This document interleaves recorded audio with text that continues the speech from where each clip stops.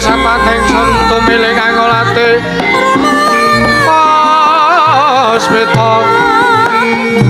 Puspita meta mentang kang parni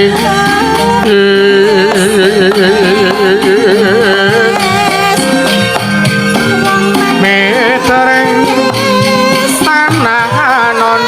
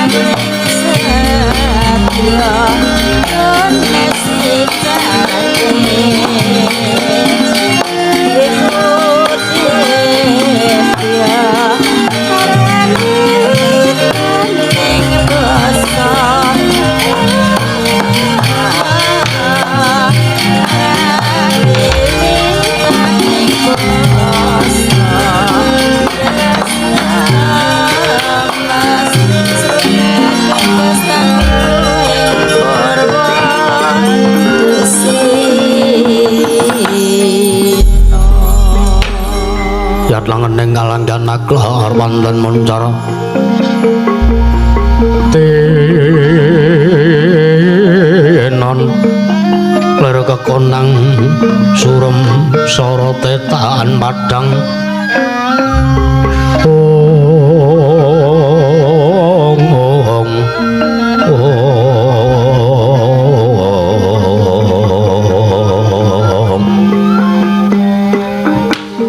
jagat pangestu marwayah para jagat Kakang Semar kula sinuwun teka njanur gunung Kadingaren prapta ning praja negara Ndarawati kamangka kanane ya mung sarwa prasaja kaya mangkene Kakang Semar nggih kula ngertos sampean sakniki kesepian merga ditinggal kalih para kadang-kadang iya Kakang nggih ana wigati apa teka sumengko pengawak Bajra kula ajeng nyuwun sak biantune sinuwun Ndarawati pun kula coblaka mawon sak biantu apa Kakang nuwun sewu kula niki ajeng mbangun desa kamangka kanan wonten praja utawi Pedekuan Karangkandempel niku kawula niku enten menungsa 5 cacahe niku ruwet lho teko dadi ruwet sababe sartane lire apa panjenengan mboten pirsa ruwet merga nuwun sewu pendak-pendak Semar duwe penumun napa-napa menungsa 5 niku sing tansah ngribeti nyusahi kalih Semar kula bingung nek mboten kula bangun desane nek mboten kula dandani mentale menungsa niku mengke malah mundhak mboten payogi awit nuwun sewu kawula 5 niku janjane nggih ming sithik ming 5 ning unine kaya gedhog-gedhobyok sing sok nggih ngusah manuk niku unine ngrebeki kupinge Semar mung merga beda penemu mung merga beda keyakinan terus dheweke tumindak kaya ngoten kalih Semar lah sejene niku tesih kathah melih problematika wonten ing Pedekuan Karangkandempel niku tesih kathah melih kaya ta kanan ekonomi teng negara Ngastina sing rusak merga disebabake padha nindakake judol niku napa apa kuwi Kang nggih niku pokoke niku niku nek mboten dibengkas niku nek mboten dipagas nek mboten dilangi mame ngentek-enteki jagat Ngastina sinuwun sarating pantam sumula amadang jroning pasarean ngenani wadana ramu-ramu kalingan ngangrangan sang dyah manahengkung sumungkem kuling sang kakung mangrepa babu mane-mane man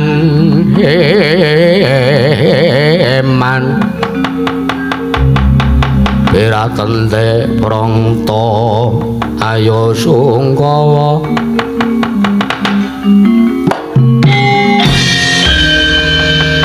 ya jagat pangestu kala wayak para jagat Kakang Semar wonten dawuh aja kuwatir aja sumelang merga kabeh lakon iki yektine bakal ana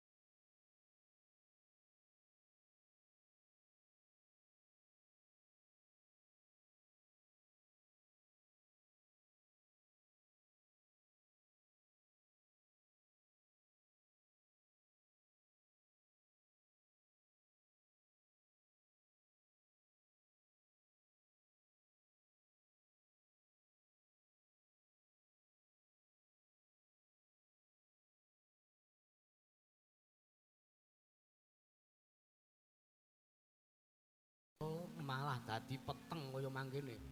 Merga kaya ana wujude Semar. Ya aja walang ati, karang kademel tak ayomi. Karang kademel tak ngareksani. Aku nganggo jeneng Garuda Kyai Amurkaga.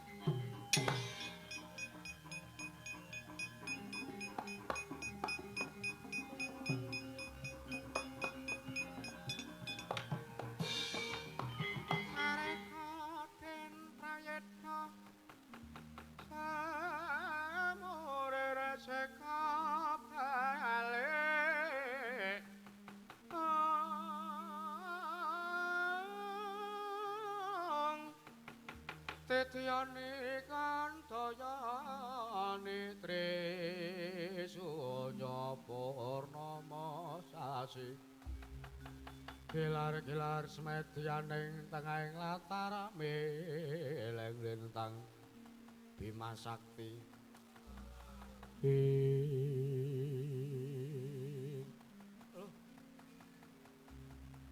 ngendikane Kyai Semar aku krungu rembug bakal prapta ning Rajanegara Ndrawati. Lah kok iki malah wis mapan ana ing tapel wates Karang Kadempel. Apa urung sida, Kyai? Apa urung sida nggonmu sowan ana ing negara Ndrawati, Kyai Semar? Niki sinten? Lho. Kok dadi ora ngerti karo aku? Kok sik to? Lah kok dadi kaya wong linglung kaya mangkono kowe? Ngapunten. Kula nembe ngertos pisan iki. Sampeyan niku sinten? Lho, aku Duwara, Kyai. Aku Danurwindo sajak lali. Ngapunten. Kepiye? Iki mau aku wis weruh wujute glebete Sardula Seta. Yen tak sawang iki wadon. Kepiye? Kabul kawusane apa kira-kira sampean kestu tak boyo ning Rajanegara Ngastina. Ajeng napa teng mriko? Teng mriki menayem. Kalih wedangan. Yayi Danurwindo, kula Kakang Patu. Kok sajak aneh-aneh. Kyai Semar, wonten dawuh. Kowe aja mencla-mencul lho kowe. Gunemmu kaya banyu tumupang godhong senthik. Anggepmu aku lali karo janjiku, anggepmu aku uga lali karo janjimu, ngono piye? Janji tetep janji, janji kuwi utang kudu mbok saur. Dite sinten? Nyoblake BPKB riyen. Semar niki nggih utange akeh. Engko kula ngrumangsani. Olah sajak. Yayi Danurwindo, kula Kakang. Ndak rasa iki kudu Kyai Semar sing sejati. Lho, lajeng sinten? Menapa mriku wujudipun Kyai Semar Windowarni? Iya. Ngerti to apa sing kudu mbok lakoni? Nyuwun pamit.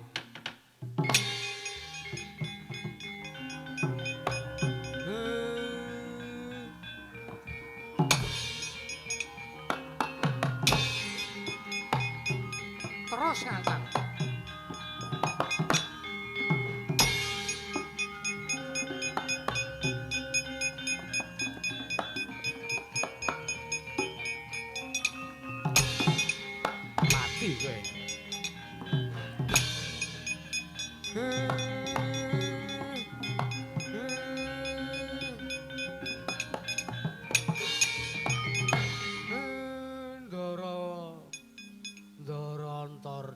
Antarja kowe aja gawe sedih atine Danurwindo. Aku iki Danurwindo tak arani Antarja. Kula dinapake. Kok dipithing-pithing. Ajeng dinapake menungso ora tatanan. Jebul kowe sing wis gawe rusak kanan Karang Kadempel. Mboten kula rusak. Kula niku ajeng bangun kayangan. Desa apa kayangane? Kayangan. Wah, cetha. Ketok lorekmu, ketok gedhoanmu saiki Semar.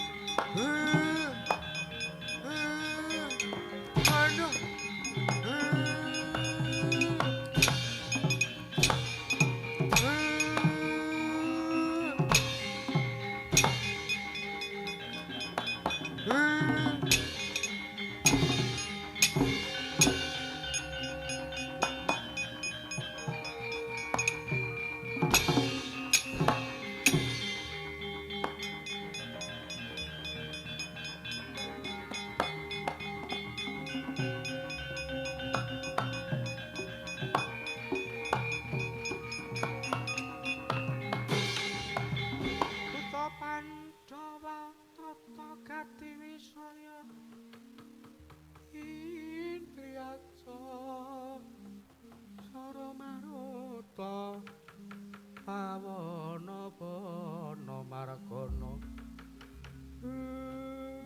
samirana lan warayang bat mboten mangling menika Kyai Semar Badranaya Kyai sing andika menika ingkang kula padosi sing andika menika ingkang estu banget kula betahaken iki ana macan macan putih mangka wedok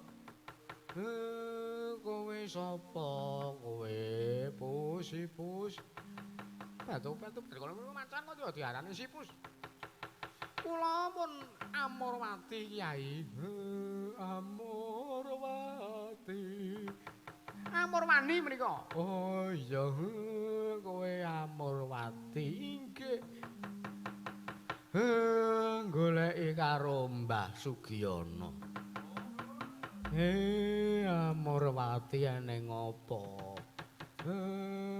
aku ki diajar nek ora tok slametke maming mati mungsuh ndara antarja ndara wisanggener ndara wisanggeni kae matur nuwun ya Di Amoryanti Amorwati batu-batu kula menika sejatosipun namung badhe madosi wonten pundi durungipun ngasuwarganipun ingkang abdi pun Amorwati sambung cenenge karo Semar apa kowe goleki karo aku dawuhipun Wang Pikulun Manikmaya kula kedah madosi wonten pundi durungipun Kyai Semar Badranaya pramila Kyai gandeng kula sampun pinanggih lan sing andika kula nyuwun supados dipun ruwat supados enggal pinanggih wonten pundi kasuwarganipun ingkang abdi gonjang ganjeng langit kelawan katon lir kencang alis arisang mawe gandrung ing kowe njaluk diruwat inggih menenga tak demoke mbun-mbunanmu kowe wedoke maneh kok macan nek wong ngono wis tak sendhekke batu-batu bareng oh ya arep dipangan barang lho menenga wae tak donganane hot sono lho hot het sane let lemek lungguh jenenge karepet kelet ning kathok hot sono lho hot het sane let lemek lungguh jenenge karepet kelet ning kathok hot sono lho hot sane let batu-batu janipun nisa napa mboten nek biasane iso kok angel apa kudu didoni sik batu-batu kok panjenengan kok atus mekaten Kyai Semar batu-batu menawi sing andika mboten saged ngruwat kalian jasad kula malah panjenengan ingkang badhe kula ruwat kowe arep muni Hatsana Lahut mboten badhe kula untal malang Kyai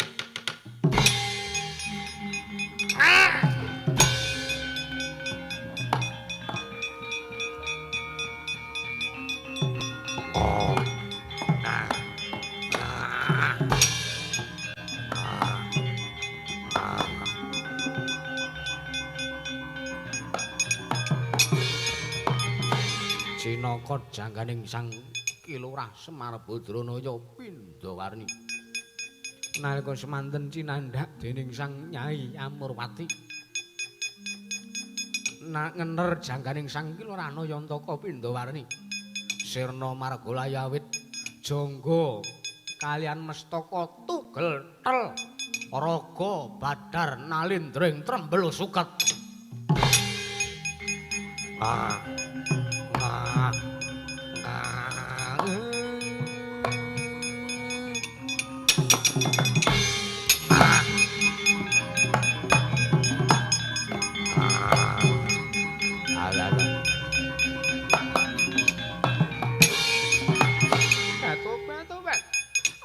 layakno Semar kok delogak jebul panjalmane menungso iki batu-batu Kyai Semar kowe ning ngendi Kyai Semar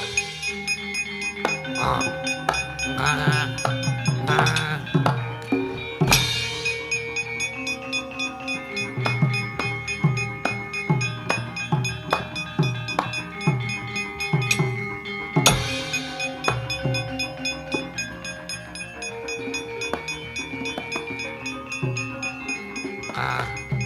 Ah.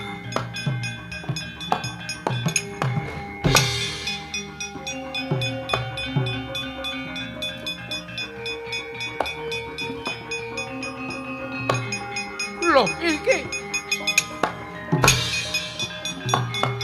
Ah.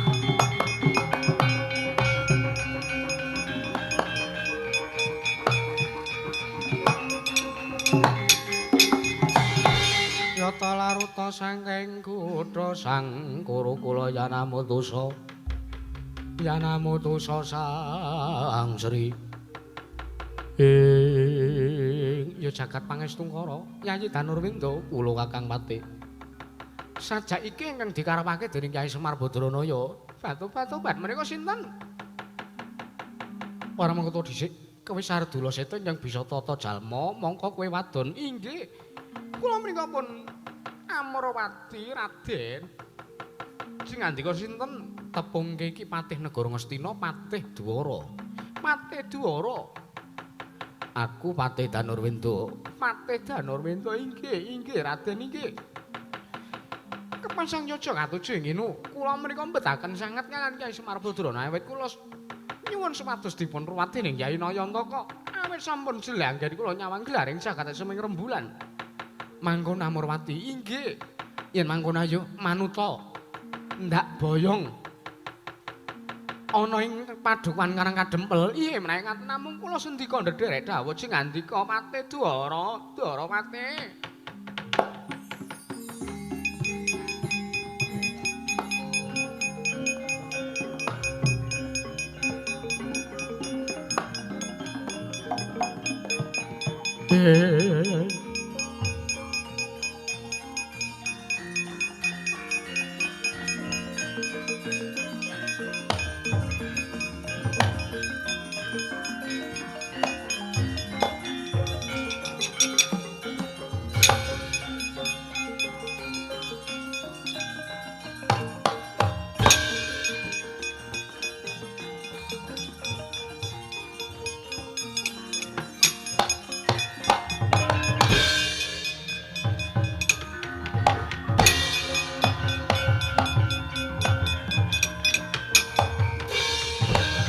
Aja terus sore kaki ana dewa nganglang jagat nyanging pakar kencanane isine donga tetulak sandang klawan pangan ulah sajak kaya wujude macan putih kang tak goleki ora pangling Amrawati ndak saota aja kaget Amrawati.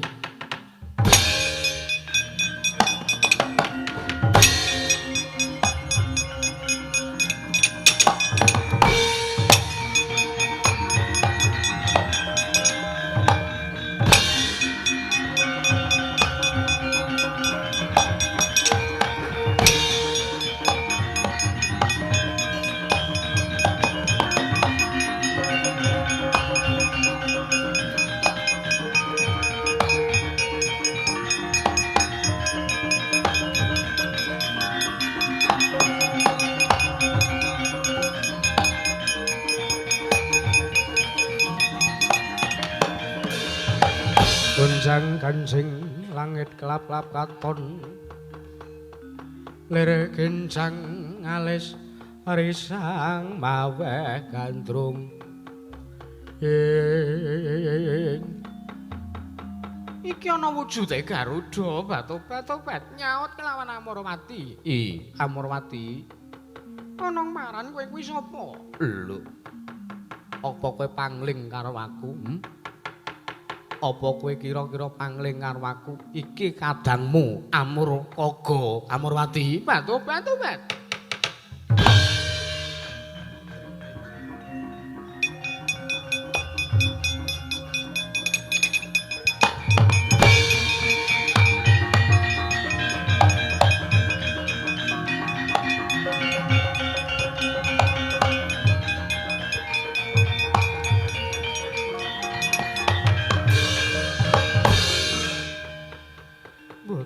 wonten babar pisan. Bilih kula saged pinanggih kelawan Kyai Semar wonten mriki. Iya. Oke tak salin wae nek ngono. Kowe kok minggat ki nendi to? Nek aku ora gawe ontran-ontran pengen bangun desa kok ora jedul. Inggih nyuwun pangapunten. Ha iya. Wis gek bali. Tanduran gawe nendukut sewu tuh ngrembaka. Inggih. Lajeng kawontenanipun para kawula gangsal ingkang jengandika westani menika. Kuwi urusanku. Kuwi urusanku, kudu kok urusanmu. Wis medhun. Inggih. Ngirita segelar sepapan sawab sing apik. Ngono? Inggih. Ngono ya Sri? Inggih. Ngono ya Sri? Inggih. Ngono ya Sri? Inggih. Ah. Bocah kok kaya sifit turbo. Inggih Karang Widodari. Ah iya. Wis kono. Inggih. Ilang ana sarap sawan sing mapan ana ing Karang Sari. Ya ing Karang Kadempel. Ngono Sri. Inggih. Rumangsaku kok jaim banget. Jaim yo men. Semar momong Gen Z. Wis kono. Sawab sing apik tandurna ning bumi Karangsari. Betari Sri. Nyuwun pamit.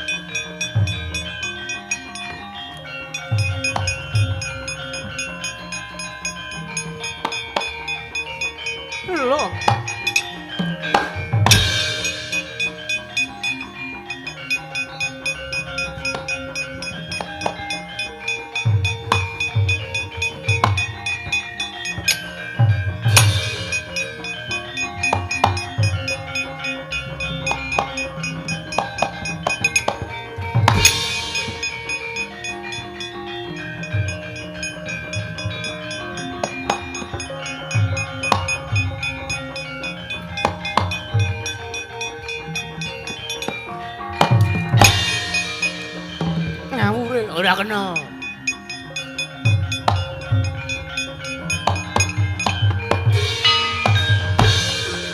Angler bawane ingkang Sidong Pati gawe gelar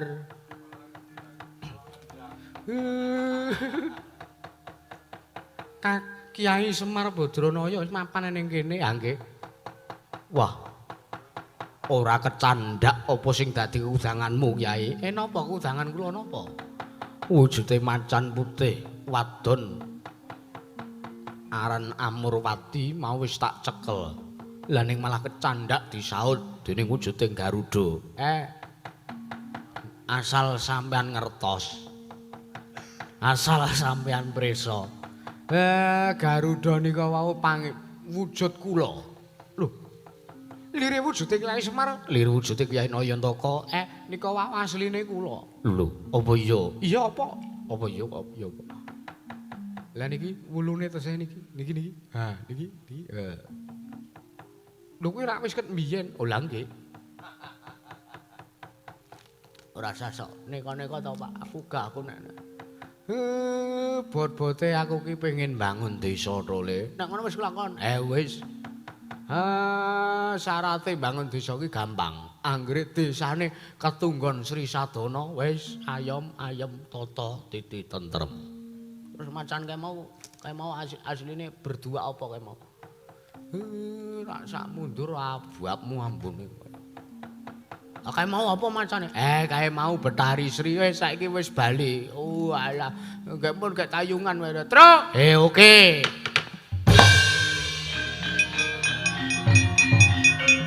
Yo Pak yo. Iya.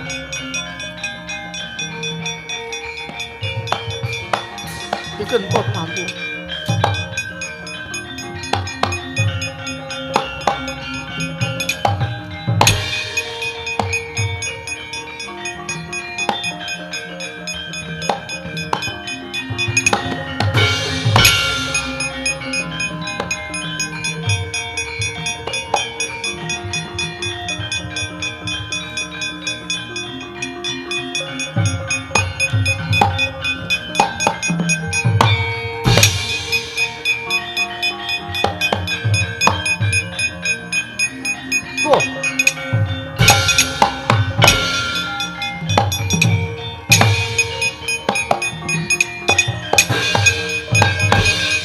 Danurwendra parat kowe wadya balane Prabu Dewa Suharja kowe.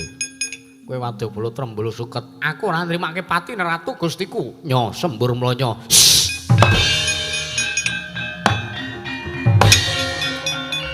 Wah.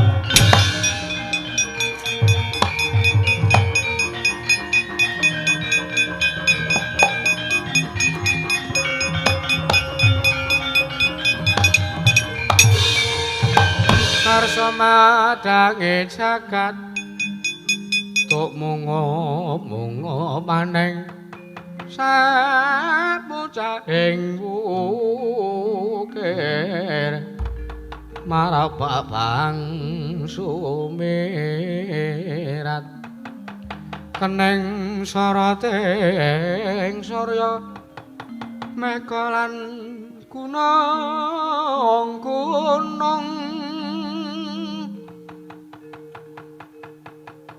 Petra Wulandara kaya wis tentrem kahanan Pedhukuhan Karangsari ya Karang Kadempel. Lha nggih. Terus kersane tak sawang saka kono kowe njogeta. Ngestaken dawuh.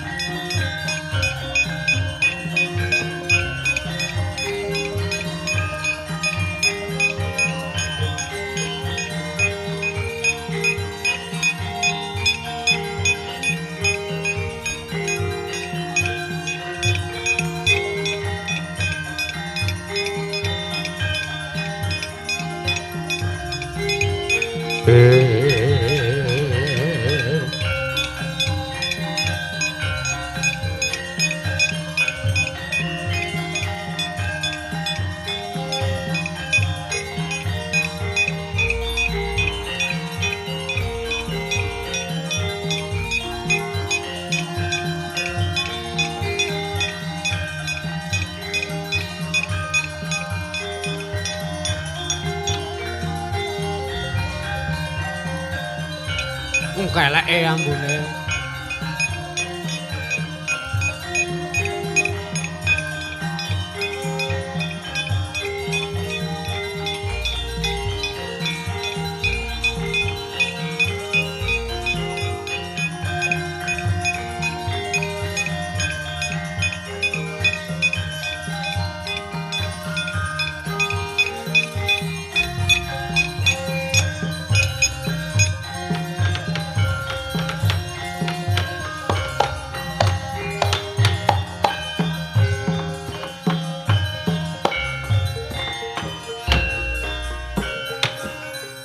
Angle bawane Kang. Sik.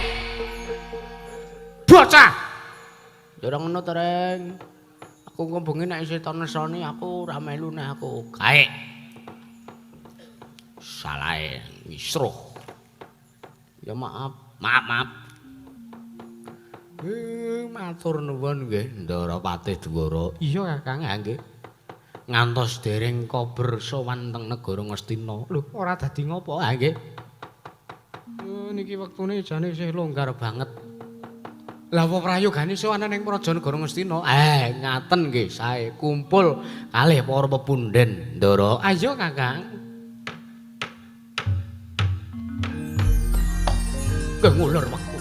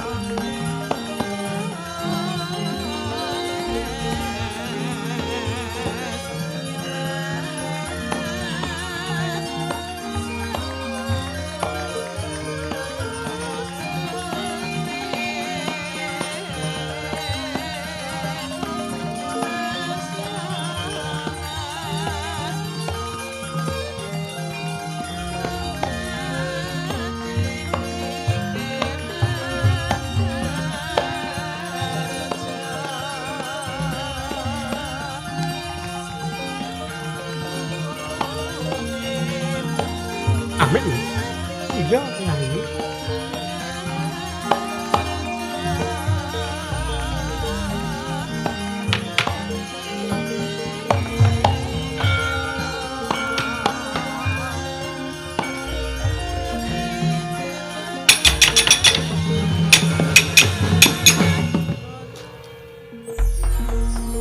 Wah, iki kok Bagong teko rusuh banget. Kula kangen anu pisuh-pisuhan kalih sampean. Lho. Aku ki wis pendhita, wis ora parek ngucap sing ora prayoga. Oh, nggih pun.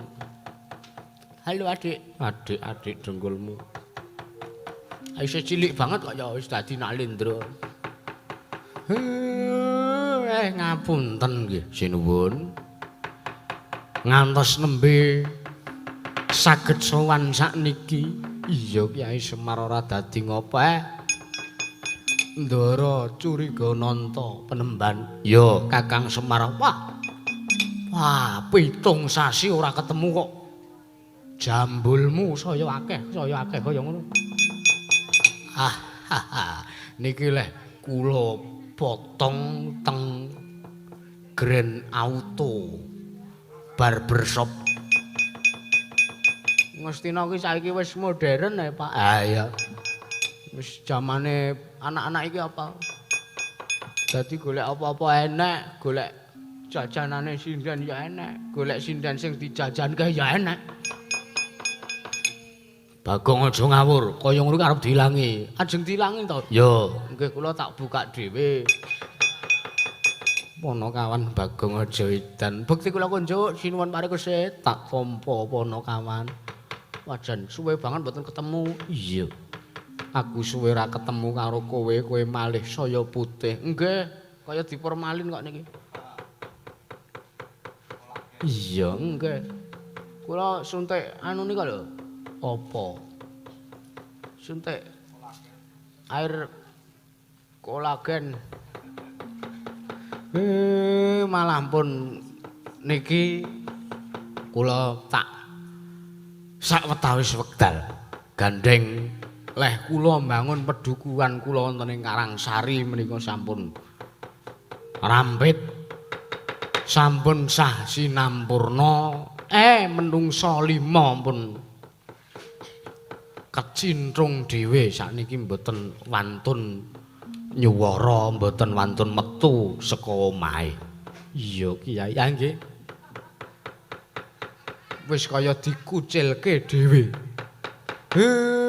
Ora ana wong sing ngejak dolan. Ora ana wong sing ngejak omongan. Ora ana wong sing menehi info napa-napa ben modar sisan.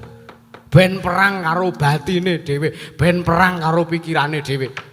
Nek kaya ngoten niku, wong ngoten niku mung merga saka opinine dhewe janjane. Mung merga saka atine sing wis mrengkel, atine sing wis atos kaya watu. Lho la ana apa Kyai? Pun niku masalah wonten pedukuhan kula Karang Kadempel mriku. Ngono. Nggih. Ben sesuk arep pilihan arep milih ya sak karepmu. Arep ora milih ya sak karepku. Pun kula sekarep pun sak-sake. Arep urip ya sak karepmu, arep modar ya sak karepmu. Pun ngoten mawon. Iya Kyai. Nggih, panyuwun kula. Beda pendapat ora pegat, beda panemu ora padu. Sura Sudira jayaning Kangrat. Suh brasolah tekaping Darmastuti, sastra mulya memayu ayuning bawana babar kamulyaning jati. Saala alane watak angkara niku bakal sirna nek ditampa kanthi ikhlas, nek ditampa kanthi ati sing alus, ati sing resik, ati sing lembut, ambuk weleke kaya Bagong. Ndokmu mir. Niku lho. Kok terus eleke dipadhake aku niku tenan niku. Iya Kyai Semar nggih. Muga-muga niki wau malah nyarengi kondoripun Sri Sedana. Mugi-mugi sawapipun nemahi kawula sak praja negari Ngastina mboten namung wonten ing Karang Pradisan, munggah wonten ing Kutagara, munggah teng Kedaton negara Ngastina. Rahayu, rahayu, rahayu. Matur nuwun nggih sinuwun parikesit. Sedaya lepat kula nyuwun pangapunten, sedaya kirang kula nyuwun diagung pangaksami.